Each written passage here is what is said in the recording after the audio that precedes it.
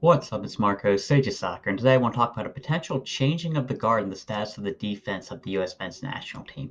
And this is something I've been thinking about for a little bit because we see a lot of young players progressing. We're seeing a lot of players either start to age or maybe their flaws are really starting to show. And I think there's starting to be some change with the US national team. And as at the center back position, we're seeing the right back position looking a lot more open lately. Left back is it's still just Jedi, but I think there's a lot to talk about in this position with in regards to our young players, our veterans, and just how progression is going for everybody. With our young center backs, we're really starting to see players emerge and make their position with the national team undeniable. We have guys like Chris Richards, who has really started to play well for my Crystal Palace. That's not just a biased thing for me, though. I've been advocating for him for a long time. I think I've said that he should have been a starter for this team since lockdown was lifted. Since then, he should have been a consistent starter for us. I even would have brought him to the World Cup, considering he was playing some friendlies at the time the knockout round was going. Um, I think that he's just so solid on the ball, great athlete. Like defensive awareness is really starting to progress, and I'm starting to believe that he needs to be involved with this national team going forward. And he's a crucial building block for us, and someone who needs to be involved with the team. And then you look at Cameron Carter-Vickers, who it's hard to gauge how good he is because he's at Celtic, a level where he's honestly too good for. He probably would have moved on this summer had the World Cup not been coming up and our manager punishing success by not allowing players to come to the team if they're just moving clubs. But I think Cameron Carter-Vickers has been really good. He's another player who's just progressed a ton, is really starting to show his talent.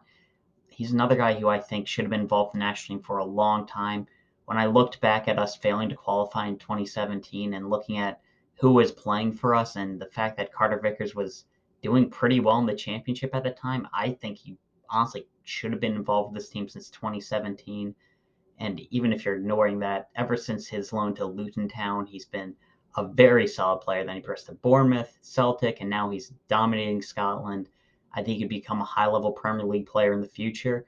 And I think he's somebody we need to get as much time as possible with this national team because he's showing his talent. And then you've had the emergence of guys like Mark McKenzie, who's finally starting to get consistent playing time in Belgium. Auston Trusty's been showing out well in the championship. And then we still have Tim Ream, who's proving himself to be a good player. And when you look at the center backs that we had at the start of World Cup qualifying in 2021 and the ones that we have right now, it's a huge difference. And I have to think that it's improved. And then there's John Brooks, a player who, in my opinion, was unfairly cast out of the national team, who I was advocating to be in the squad all the way up until the World Cup. I said I would have brought him to the World Cup and I probably would have played him a couple of games.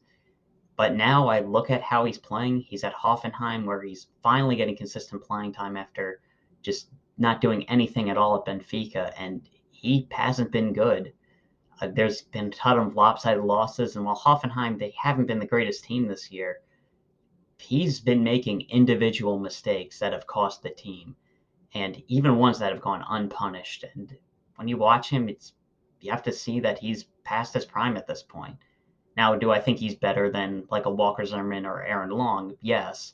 But when you look at what our team should be, and if we value having the best players on the field as possible, like I don't have him above Chris Richards at this point. I don't have him above Cameron Carter Vickers. I think Tim Ream has passed him up.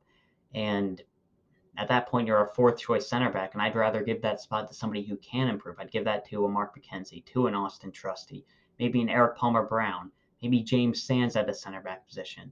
There are just a ton of other options at the moment, and I think that John Brooks isn't a part of that. Now, it is unfair that he wasn't involved in this World Cup because he really should have been, even if you say like, oh, he might have been bad for like the team culture or whatever.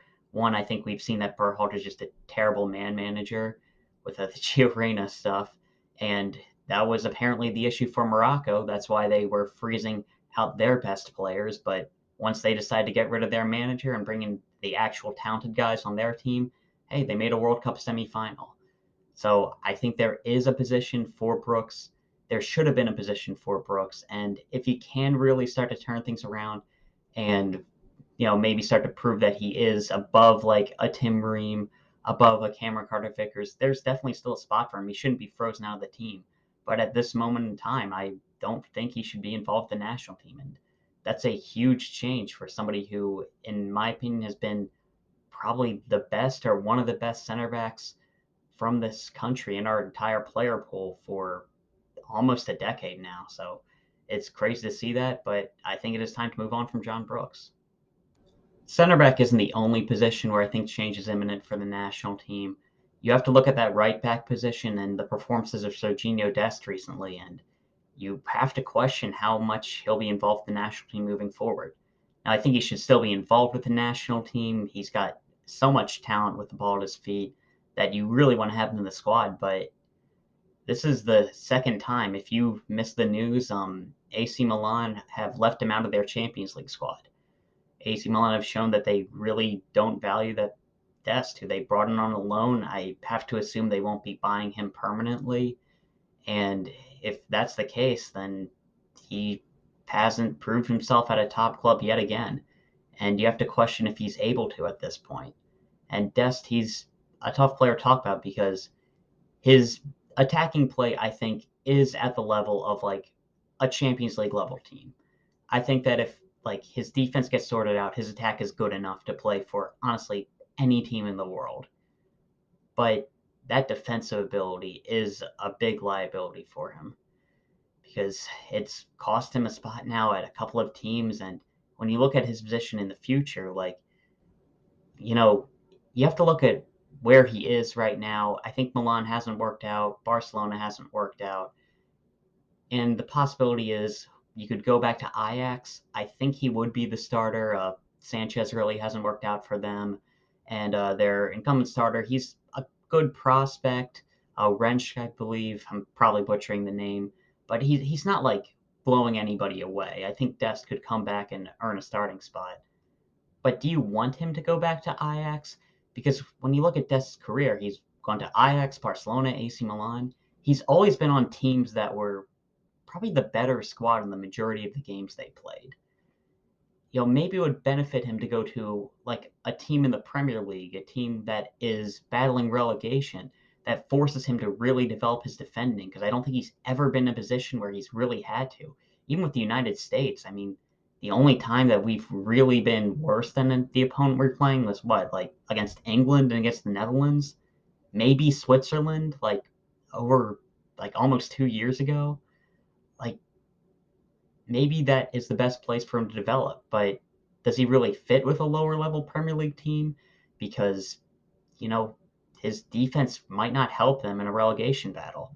He might have to stick with the team at like a three at the back, or maybe he'll just have to switch to a more attacking position altogether. But it does remain an interesting question because Sergio Dest is somebody who I thought would be just a core player of this team moving forward, but his defense just hasn't developed well enough, and his attacking play isn't good enough that you can really justify having him in the team. But then we have to look at our other options.